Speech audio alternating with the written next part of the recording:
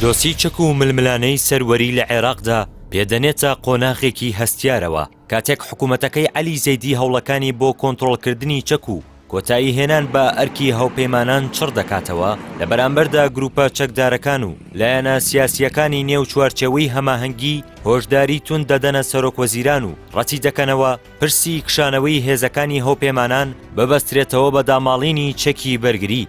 ئەمەش ئاسۆی سەقامگیری دەخاتە بەردەم ئاڵانگری جددیەوە، هەرچەندە بە بڕیاری سەرۆکوەزیران هەر هەوڵێک بۆ دروستکردنی درۆن یان بەکارهێنانی لە دەرەوەی یاسا بە یاسای تیرۆر مامەڵەی لەگەڵ دەکرێت.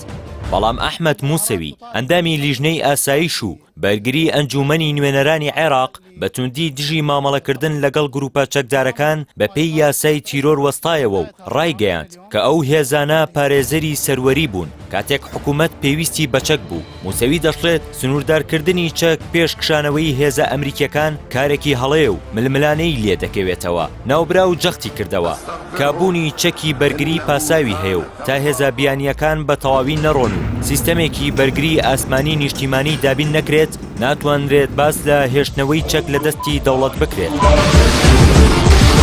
هەروەها داوای لە حکوومەت کرد پێداچوونەوە بەو لێدوانانەدا بکات کە بە وتەی خۆی دەبنە هۆی ستەمکردن لەو هێزانەی دژی تیرۆر جەنگاون.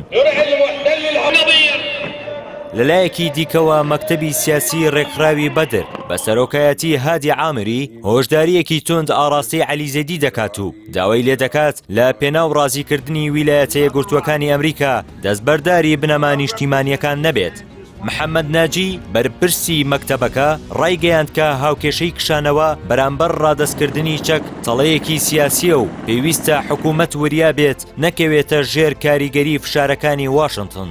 بەدر پێی وایە هەر هەوڵێک بۆ بەکارهێنانی هێز دژی گروپەکانی بەرگری دەرگای فیتنەیەکی ناوخۆیی دەکاتەوە و ئەوان جەخت دەکەنەوە کە دەوڵەت و بەرەی بەرەنگاری نابێت وەکو دوو جەمسەری دژ بە یەک سیر بکرێن، بەڵکو دەبێت بە هەماهەنگی و دوای کشانەوەی تەواوەتی هێزە بیانیەکان بڕیار لەسەر چارەنووسی چەک بدرێت. لەگەڵ ئەم هەموو گشارانەدا سەرۆکوەزیران عەلی زەیدی لە کۆبوونەوەی ئەنجومەنی وەزاری بۆ ئاسایشی نیشتیمانی دووپاتی کردەوە کاسی ئەیلولی داهاتوو وادەی کۆتایی هاتنی ئەرکی هاوپەیمانی نێودوڵەتیە و هیچ پاشەکشەیەکی لێ ناکرێت. زەیدی جەختی لەسەر سەروەری یاسا و پاراستنی هەیبەتی دەوڵەت کردەوە وەک تاکە ڕێگا بۆ دابینکردنی ئاسایش.